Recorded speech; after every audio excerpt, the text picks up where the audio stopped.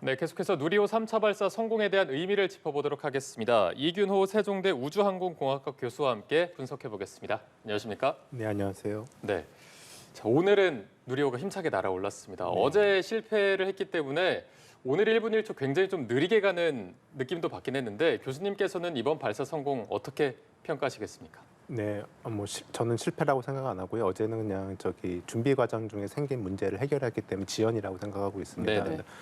이번 발사를 통해 가지고 이제 작년에 2차 발사까지 하면서 이제 연구 개발 결과를 검증하는 단계가 되었는데 오늘 발사를 통해서 이제 실제 임무를 수행할 수 있는 실용급 위성들을 이제 우리나라 땅에서 우리 기술로 우리가 원하는 궤도로 우리가 원하는 시점에 보낼 수 있다라는 것이 능력을 갖췄다는 것이 다시 한번 검증된 것이 아주 가장 중요한 의미이지 않나 생각합니다. 네. 네, 이번 누리호 3차 발사 핵심이 이 3단 추진체에서 8개 위성들을 정상적으로 사출하느냐였는데 이 브리핑 들어본 결과 정상적으로 성공을 했다라고 했는데 이 도요셋 한 기가 사출 성공 여부를 아직까지는 좀 확인할 수 없다라고 하더라고요. 이 부분 좀 설명해 주시죠. 네, 아까 브리핑을 봤는데 일단 메인 탑재체인 그 가장 중요한 차세대 소형 위성은 무게가 좀 어느 정도 있어서 그래서 이제 그리고 이 궤도 자체가 이제 차세대 소형 위성을 위해서 만든 궤도이기 때문에 그 예정된 세종 기지에서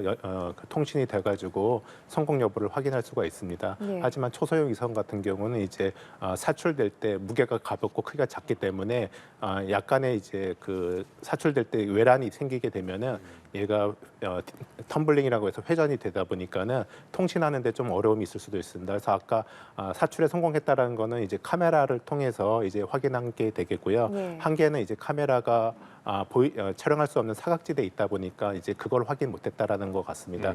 근데 내일 11시쯤에 이제 그 최종적으로 이제 성공 여부를 확인한다고 하니까 네. 그때까지는 아마 초소형 위성도 이제 그 우리나라 지상국과 교신을 통해 가지고 통신이 되면은 이제 성공한 거고 만약에 그 통신이 안 된다 그러면은 이제 좀 더 시간이 필요하거나 좀 고민을 해봐야 될 것 같습니다. 네. 가볍기 때문에 사출되면서 회전이 많아져서 통신이 네. 조금 불안정한 면이 있을 수 있고 이 부분은 이제 내일 저희가 최종 네. 확인할 수 있을 것으로 보이는데 오늘 6시 24분에 예정된 시간에 정확히 발사가 됐습니다. 교수님 또 우주항공공학을 전공으로 연구하시는 분이기 때문에 그 감회도 조금 남다르실 것 같은데 좀 보면서 어떤 느낌이셨습니까? 네. 제가 이쪽 우주 분야에 발을 들인 지가 거의 한 22, 3년 되는데요. 네. 그때 항우연에 처음에 위성 분야에 이제 입소를 하게 됐는데 그 당시만 하더라도 우리나라에서 무슨 위성을 하나 그 생각이 들어서 이거 가야 되나 말아야 되나 좀 고민을 한 적이 있었습니다. 근데 이제 네. 그래도 큰맘 먹고 이제 정부가 하는 분야에 좀 기여를 하고 싶어서 이제 갔는데 가길 잘했다는 생각이 좀 들었고요.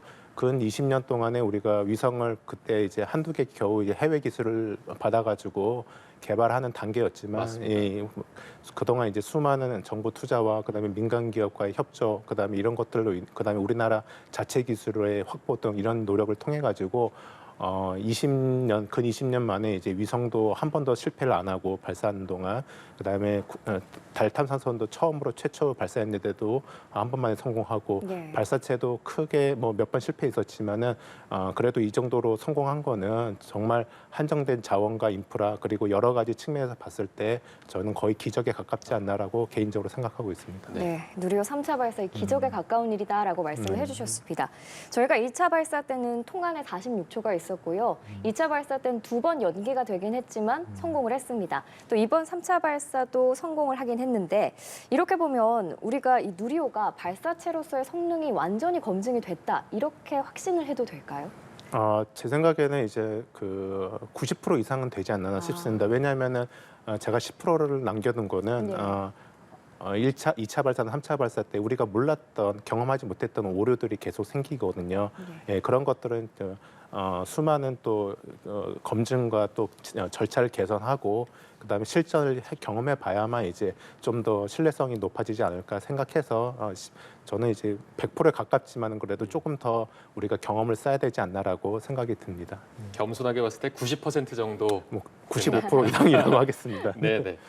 자, 저희가 이번에 쏘아올린 그 위성을 하나하나 좀 살펴보도록 하겠습니다. 먼저 차세대 소형 위성 2호가 있고 도요셋 4기 이 중에 한 기는 이제 내일 내일 오전쯤에 저희가 확인할 수 있을 것 같고요. 또 민간 기업인 카이로스페이스, 저스텍, 루미르의 큐브 위성이 이제 총 사출이 됐습니다. 내일까지 이제 총 8기가 확인이 된다면 이 8개 위성 우주에서 어떤 역할을 하게 되는 겁니까?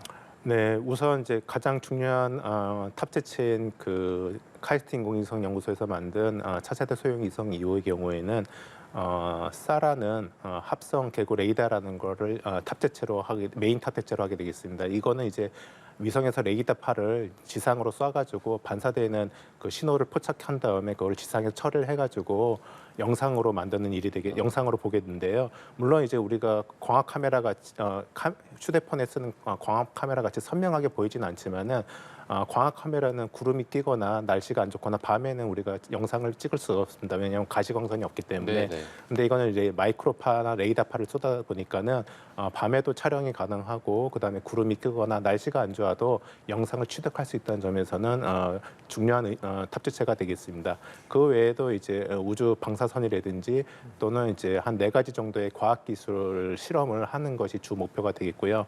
그다음에 이제 그다음에는 이제 도요셋이라는 초소형상 편대가 있겠는데 이거는 우주 기상의 상황을 측정해 가지고 예보하는 게 되겠습니다. 그래서 태양 활동이라든지 뭐 지구권 대기 부근의 이제 플라즈마라든지 또는 이제 오로라를 발생시키는 고에너지 전자의 분포라든지 이런 것들을 측정하게 되겠고요. 그다음에 이제 기업체에서 만든 초소형 위성이 3개가 있는데 첫 번째로 루미르 같은 경우는 이제 그 본인들이 개발한 그 전자 부품에 대해서 이제 우주 환경, 즉 우주하에서는 이제 태양으로부터 오는 방사선이라든지 그 환경이 좀 안 좋기 때문에 전자 부품에는 좀 취약한 환경이 되겠습니다. 그래서 네. 그런 환경에서도 견딜 수 있는지를 이제 한번 시험을 해보는 거고요.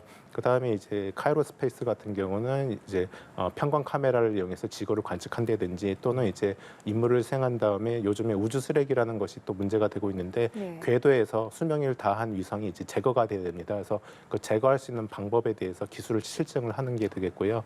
그다음에 마지막으로 이제 저스텍 같은 경우는 이제 4m 해상도의 카메라와 더불어 자세 제어를 수행할 수 있는 구동기에 대해서 이제 우주 환경에서 검증하는 것이 주 목표가 되겠습니다.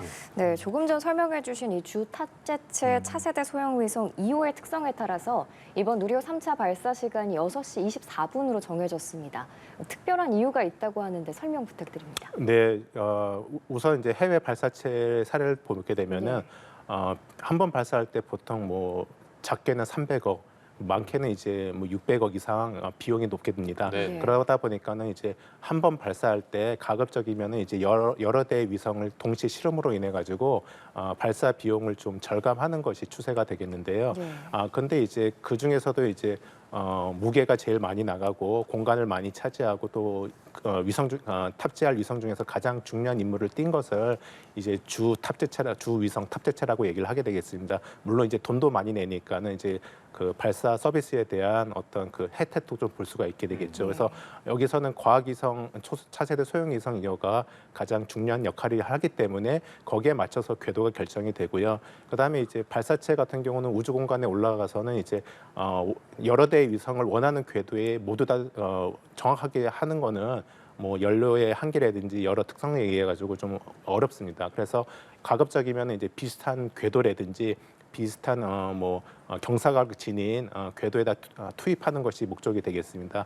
근데 이제 초소형 위성 같은 경우는 이제 보통 이제 그 크기도 작고 하다 보니까는 메인 위성이 차지하는 공간 내에 남아 있는 공간에다가 보통 같이 실어 보내는 방식이 되겠는데 이걸 라이드 쉐어라고 하는데 요거는 발사 비용이 보통 1억, 2억 정도가 됩니다. 그래서 발사 비용은 절감되지만은 초소형 위성 같은 경우는 특정 궤도나 또는 원하는 경사각이라든지 이런 것들을 선택하는데 뭐 제약이 될 수밖에 없습니다. 왜냐하면은 메인 위성에 따라야 되기 때문에. 그래서 이번에 발사되는 초소형 위성 같은 경우도 원래는 러시아 발사체를 사용해 가지고 다른 궤도를 하려고 했는데 그게 이제 그 국제 정세상 어렵다 보니까는 이제 누리호를 선택할 수밖에 없었던 거고 그러다 보니까는 메인 위성인 이제 차세대 소형 위성이 원하는 궤도로 이제 바꿔서 이제 투입이 됐습니다. 예. 네. 이건 아무리 많이 들어도 저희가 굉장히 어려운 분야이기 네. 때문에 좀 이해가 잘 안 가긴 하는데 어제는 이제 통신 문제로 하루 발사가 연기가 됐습니다. 다행히 이제 연구진들이 밤새 작업을 해서 오늘 바로 발사에 성공을 하게 됐는데 오류를 잡아내고 이렇게 다시 잡아내는 과정 좀 전반적으로 어떻게 보셨습니까? 그만큼 이제 물론 이제 이런 오류가 안 나는 것이 제일 좋겠지만 이게 부품도 많고 하다 보니까는 그다음에 이제 운이 좀 따라야 됩니다. 네. 그래서 그런 거에 의해 가지고 이제 문제가 발생할 수도 있는데요. 꼭 연습 때는 잘 되다가 실전에서 안 되는 경우가 맞습니다. 많이 있습니다. 그러다 보니까는 이제 이런 문제들이 발생했을 때 중요한 거는 빨리 원인을 찾아서 해결하는 능력을 가지는 게 중요한데 우리 기술로 발사체를 만들다 보니까 우리 전문가들이 이제 문제가 생기면은 짧은 시간 내에 해결할 수 있는 능력을 갖췄다고 생각을 합니다. 하지만은 앞으로는 민간 발사 시장에도 진입을 해야 되고 또 민간 기업체도 기술 이전해야 되고 네. 그런데 이제 이렇게 발사할 때마다 좀 많은 분들이 또 옆에서 지원하지 않습니까? 네. 물론 관광객도 계시지만은 옆에 뭐 군인이라든지 뭐 소방대원이라든지 또는 이제 어선들도 제약을 받게 됩니다. 그래서 이런 피해를 가급적이면 이제 점점 최소화하는 것이 중요하게 되어 있고 그러려면 이제 발사 준비에 들어가는 절차라든지 이런 것들을 최대한 효율적이면서도 문제가 없도록 최적화하는 것이 좀 필요하지 않을까라는 것이 제 개인 생각입니다. 네. 네, 이번 누리호 3차 발사가 기존과 다른 점이 또 민간 기업이 참여를 했다는 겁니다. 이전까지는 발사 과정을 정부가 총괄했지만 이번에는 체계 종합 기업, 민간 기업이 참여를 했는데 의미 뭐라고 보십니까? 우선 첫 번째 의미는 이제 정부 주도의 기술이 이제 민간으로 넘어가면서 민간을 통해서 이제 점차 우주 기술이 확산되면서 뭐 인력을 채용한다든지 또는 이윤을 벌어들이는지 하면서 국가 경제에 이바지하는 분야가 되겠는데요. 하지만 이번 3차 발사에서는 이미 발사체를 이전 한국형 발사체 사업에서 이미 다 만들어 놓은 거기 때문에 민간 기업체가 참여할 수 있는 범위가 발사체 개발에는 좀 할 수가 없었고 시기상으로 그래서 일단은 이번 발사에서는 발사 과정에 대해서 참여함으로써 발사 관련된 기술에 대해서 습득하는 것부터 우선 진행을 하게 되었습니다. 네. 자, 이제 앞으로 4차, 5차, 6차 이렇게 발사가 예정돼 있는데 4차 발사가 바로 내후년 2025년에 예정이 되어 있습니다. 이번 3차 발사보다는 저희가 조금 더 높은 목표를 가져볼 수도 있을 것 같은데 4차 발사의 목표는 어떤 게 될까요? 원래는 이제 차세대 중령 위성이라고 500kg대 표준 플랫폼을 이용한 위성체가 되겠는데 현재 이제 기존의 항공우주연구에서 갖고 있던 기술을 이제 한국 항공우주 산업에 이전해가지고 개발하고 있는 위성이 되겠습니다. 원래는 이 기술을 이제 기업체가 이제 전부 항우연의 도움 없이 개발하고 그다음에 탑재체도 과학 실험을 할 수 있는 탑재체를 이제 실어서 원래는 이제 누리호에 처음으로 실을 수 있는 실험급 위성으로 계획을 세웠는데 중간에 이제 계획이 좀 변경되면서 이번에 차세대 소형 위성 2호가 최초의 실험급 위성 발사라는 타이틀을 좀 가져가게 됐습니다. 그래서 하지만은 이제 차세대 소형 중령 위성은 이제 500kg대이기 때문에 네. 무게가 이번에 발사된 위성 8개를 합한 무게만큼 되겠습니다. 그래서 500kg의 위성을 이제 우리나라에서 발사할 수 있는 그런 능력을 검증할 수 있는 계기가 되지 않을까 생각됩니다. 네, 이번 3차 발사가 끝이 아니죠. 이제 2027년까지 3차례가 더 남아 있는데 누리호 3차 발사를 성공한 대한민국 다른 우주 선진국과 비교해 보면 어느 정도 수준에 와 있다고 보십니까, 현재? 한숨을 쉬는 게 아니라 이게 어려운 질문이라서 네, 됐습니다. 뭐 주관적일 수 있는데요. 개인적으로는 물론 발사체 기술을 이번에 확보한 거는 우리나라에서 좀 큰 성장이라고 생각합니다. 근데 이 발사체 누리호에 사용된 기술이 하지만 다른 해외 선진국의 발사체 기술에 비교하면은 좀 뭐라고 해야 되나 성능이 높은 건 아닙니다. 사실은 그렇기 때문에 이제 제가 뭐라고 표현해야 될지 지금 난감하고요. 하지만은 뭐 절반 이상은 되지 않았을까, 뭐 70% 이상은 되지 않았을까 생각이 듭니다. 네. 어쨌든 우리나라도 계속해서 나아가는 과정이기 때문에 저희가 말씀해주신 대로 어떤 준비 과정에서의 오류 이런 부분을 최소화해가는 과정 아니겠습니까? 앞으로 이제 2027년까지의 준비된 발사를 모두 성공적으로 마무리한다면 그때는 뭐 달 착륙이나 이런 부분도 저희가 좀 기대해 볼 수 있는 부분일까요? 네, 지금 현재 누리호의 후속 사업으로 이제 새로운 차세대 발사체 개발 사업이 진행돼서 이제 2032년까지 약 2조 2천억을 투자해가지고 개발할 예정입니다. 네. 누리호보다 성능이 월등히 뛰어나고 그다음에 달 진입 궤도에 약 1.8톤의 그 탐사선을 투입할 수 있는 정도의 성능이기 때문에 이번 누리호 사업을 통해서 확보된 기술이 그 후속 발사체 사업 개발에 활용됨으로써 좀 개발 역량이라든지 또는 신뢰성이 높아지지 않을까 생각이 듭니다. 그 달 궤도에 위성을 안착시키는 부분과 달에 착륙하는 부분은 기술적으로 차이가 많이 납니까? 네, 일단 발사체가 해주는 거는 지구에서 달까지 가는 경로가 한 4가지 정도가 있습니다. 그래서 경로 예를 들면 달과 지구 사이에 어떤 뭐 도로가 있다고 한다 그러면은 그 도로의 처음에다가 놓아주는 것이 이제 발사체의 주 임무가 되고요. 그 다음부터는 이제 그 탐사선에 장착된 추진 시스템을 이용해가지고 이제 달궤도까지 진입합니다. 근데 달궤도에 달 탐사선 같은 경우는 달궤도에 진입을 한 다음에 이제 달 주변을 공전하면서 탐사하는 것이 주된 목적이 돼 있고 달 착륙선은 그거 외에 이제 또 달 원하는 위치에다가 이 달에 원하는 위치에 착륙을 해야 됩니다. 근데 이 착륙하는 동안에 뭐 통신이 잠깐 끊길 수도 있고 그다음에 예상치 못한 이유로 인해 가지고 충돌을 하면은 이제 그 착륙이 실패할 수가 있게 되겠습니다. 그래서 최근에 일본의 민간 기업에서도 그 달 착륙선을 시도했지만은 예상보다 이제 다른 문제가 생겨가지고 그냥 그 속도가 좀 높아져서 충돌한 것으로 알고 있습니다. 네. 네, 뉴 스페이스 시대라고 해서 글로벌 우주항공 산업 기술 경쟁을 격화하는 가운데 우리나라가 앞으로 경쟁력을 가지려면 어떤 부분이 더 보완돼야 할까요?